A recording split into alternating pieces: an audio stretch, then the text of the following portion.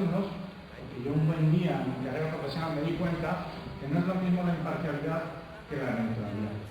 A veces nos equivocamos con estos conceptos. Por ejemplo, a mí me han tocado otras misiones internacionales que las he hecho con Amnistía Internacional y otras con la Cruz Roja Internacional. Y un buen día me di cuenta que a veces nos escudamos en la trampa de la imparcialidad y nos olvidamos sencillamente que no podemos ser neutrales cuando se trata de vulneraciones de derechos humanos. Podemos en ANCE recoger testimonios, investigar fuentes históricas, si es posible llevar a cabo las exhumaciones, trabajar en el laboratorio y participamos finalmente en los homenajes y después Comunidad Autónoma del País Vasco, a raíz de lo que fue la exhumación en Zaldivia, me llamaron, la red se interesó y para el año 2003 firmamos un convenio en donde nos pidieron, la red se nos lo ha dicho, nos lo dijo varias veces, hacer todo lo que seáis capaces de hacer. Este asunto es importante. Y bueno, y en ANCE tenemos un grupo de trabajo y aquí nos presento algunos resultados. Nosotros tenemos un proyecto sobre desaparecidos, esposas y otros sobre represaliados. De todo esto se ha derivado la realización de un censo de desaparecidos y la realización del mapa de fosas. Que en la Comunidad Autónoma del País Vasco murieron en el frente de batalla 6.300 republicanos y 5.700 franquistas. Y fuera de la acción de guerra, fusilados por los franquistas, fueron 2.352. Y fusilados por los republicanos, también cometieron crímenes, son 764.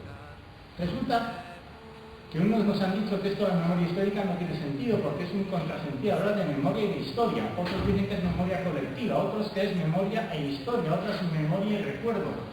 En memoria ya hablaban otras personas, como por ejemplo Secundino Antón, que era el jefe de la estación del Plazaola en Andoain. Esta es la foto de Secundino Antón, que era un republicano, al cual fusilaron en la cárcel de Ondarreta precisamente, al escribirle a su mujer, amada Juanita, le dice, hablando de las hijas, enséñales a respetar mi memoria. De la casualidad de que Secundino Antón, sabiendo lo que iba a ocurrir, nos dio la clave de lo que estamos haciendo. Oiga, un respeto. Por lo menos que mis hijas sepan cuál fue la realidad. Enséñales a respetar mi memoria.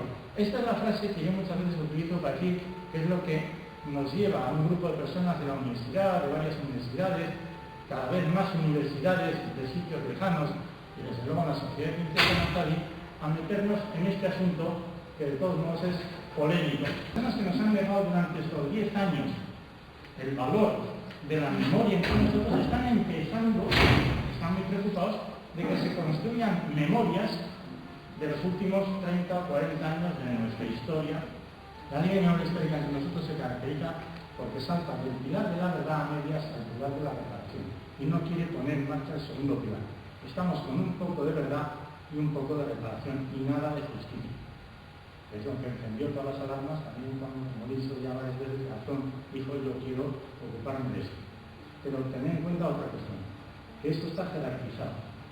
Siempre es primero verdad, después justicia y después es reparación, y no al revés. Cualquier política pública de memoria histórica que quiera aportar este camino y quiera llegar a la reparación sin hacer el recorrido de los otros pilares va a fracasar. Aquí vemos una fotografía de una serie de víctimas y planteo ya el primer problema con eso. Esas son las víctimas de un bombardeo en Durán.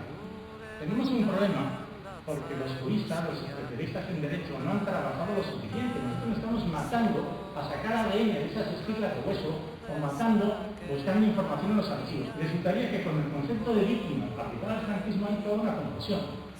Estas víctimas que veis aquí no son detenidos desaparecidos, pero son víctimas del franquismo. Y resulta que en la opinión de algunos no es lo mismo detenidos desaparecidos. Fijaros que para Garzón, lo importante del montón de muertos, cuando irrumpió en el escenario de la memoria histórica, era el concepto de detenido desaparecido. Porque un detenido desaparecido es un delito que no prescribe jamás, que tiene que ser investigado perpetuamente por las autoridades. Para que se entienda que es un detenido desaparecido, pongo el ejemplo de Celestino Onendía Zuloaga, que estuvo en la celda número 5, conducido por un juzgado militar, que era natural de Martina, hijo de Miguel y Matea Martina, que tenía 38 años, ingresó en la cárcel de Ondarreta el 21 de octubre del año 36 y salió 9 días más tarde. Esto es una broma, porque Celestino Nenguía desapareció ese mismo día. Nunca más se ha encontrado. Por cierto, Celestino Nenguía era sacerdote. Era uno de esos 16 sacerdotes nacionalistas vascos que asesinaron a los propios comunistas. Así que resulta que tenemos la prueba documental de que Celestino Nenguía ha estado en manos de la autoridad militar y desde entonces no se supo nada más.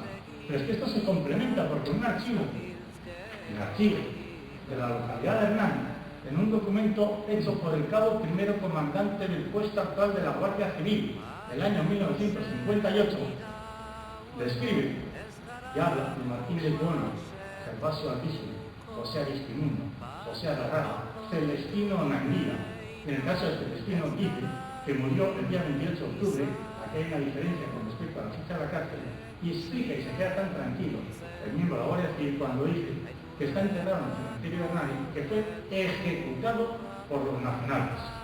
Tenemos entonces otra prueba documental de que efectivamente todos lo sabíamos.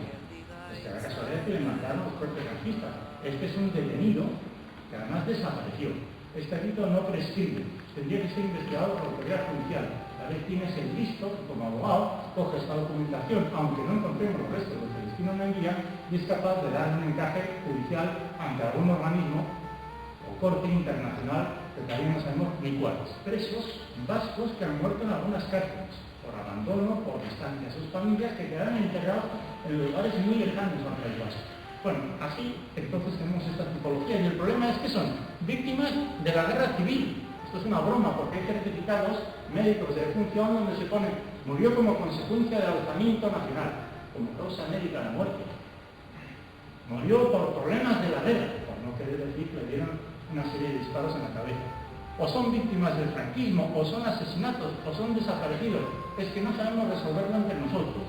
Y lo penoso de esto es que los juristas, los abogados, no han trabajado lo suficiente y no despejan esta duda.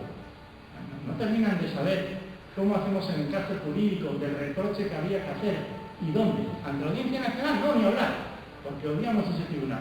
Ante el juzgado local, no, porque no me fío de ellos. Ante la jurisdicción europea, no sabemos por qué. Están dando vueltas y es probable que se equivoquen, como nos equivocamos nosotros cuando no encontramos cosas o cuando nos equivocamos también al hacer el diagnóstico de la causa de muerte o nos equivocamos al hacer las identificaciones. Este no es un tema fácil. Yo comprendo que entonces que los juristas no terminan de dar en el clavo con este asunto. Esto que fue un genocidio, como dice alguna asociación que hay en el País Vasco, fue un genocidio. Otros juristas dicen genocidio. Con eso no das un paso al frente en la vía judicial. Si vas con el concepto de genocidio, no va a prosperar, lo van a archivar. Entonces, ahí hay un problema que no está resuelto del todo. Entonces, para que se desbloqueara la situación en la vía judicial, son tan sencillos, porque esto lo cuento en Chile y no les queda duda. Pasa que los jueces de Chile son decieron en Chile, los jueces somos o liberales o conservadores.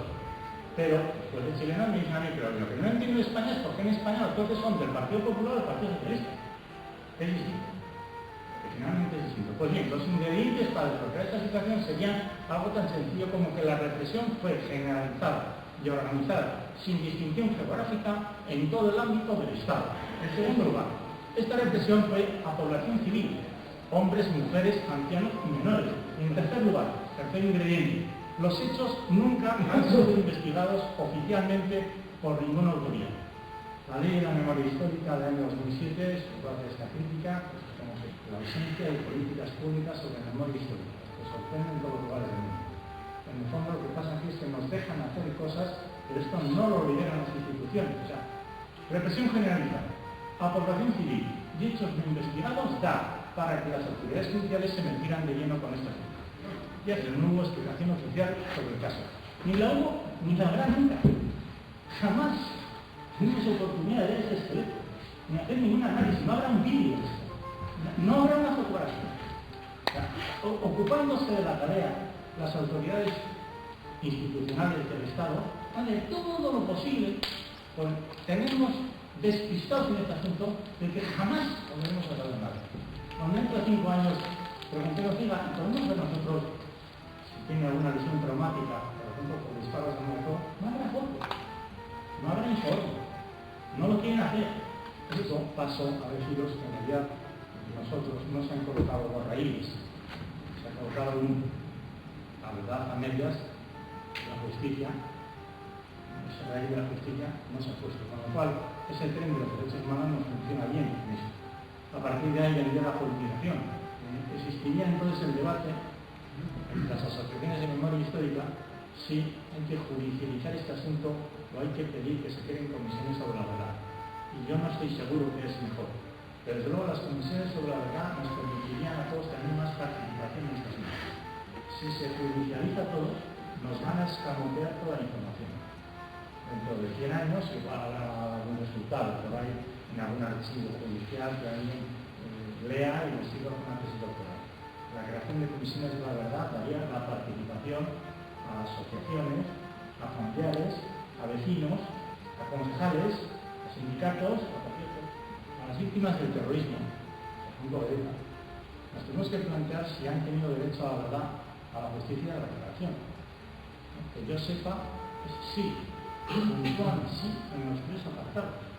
Que yo sepa, los hechos se han investigado, se ha perseguido a los responsables, han intervenido las autoridades judiciales, la gente se ha ido a la cárcel. ¿Se han hecho medidas de reparación? Sí se han hecho. ¿Algunos no lo han hecho? Pues que se hagan. En principio, verdad, justicia y reparación, estos principios se han cumplido. Ten en cuenta que para una mujer maltratada o para un anciano desofendido le asiste el derecho a la verdad, a la justicia y a la reparación, aquí y en Japón. Pues bueno, esto se ha cumplido para las víctimas del terrorismo. Ahora, si nos vamos a las víctimas del franquismo, aunque yo pongo una interrogación, es un no, claramente. Y ahora poner vosotros otras víctimas de lo que os dé la gana. Poner ahí víctimas de qué? De los GAL. ¿Se ha cumplido el principio de verdad? Y el de justicia, aún menos. Y el de reparación, de ninguna de las maneras. Aquí entonces tenemos la clave de lo que se nos viene encima en los debates en los próximos inmediatos años. Y sin embargo, se plantea una cuestión sorprendente. Porque claro está que las víctimas no reclaman lo mismo en un sitio y en otro. A las víctimas del terrorismo de ETA y de lo que les falta es el reconocimiento social. Hay veces en que las reivindicaciones que hacen, yo he visto el otro día unas pancartas, pedimos justicia. Justicia, es que no ha habido. No, yo entiendo que igual no ha habido reconocimiento social. Y sin embargo, a las víctimas del franquismo sí han tenido reconocimiento social.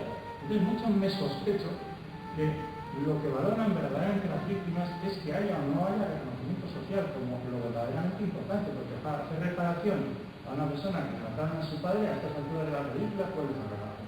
Que le den una indemnización de 7.000 euros. Esa es la reparación. El reconocimiento social tiene más importancia que otras cosas.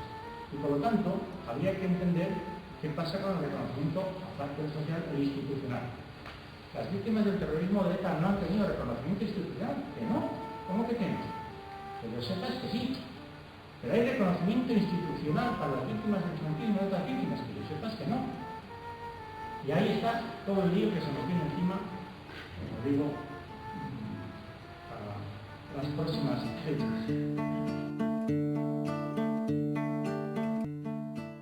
Sumando cosas que recuperamos dignidades para hacer ver que nosotros no devolvemos la dignidad a nadie.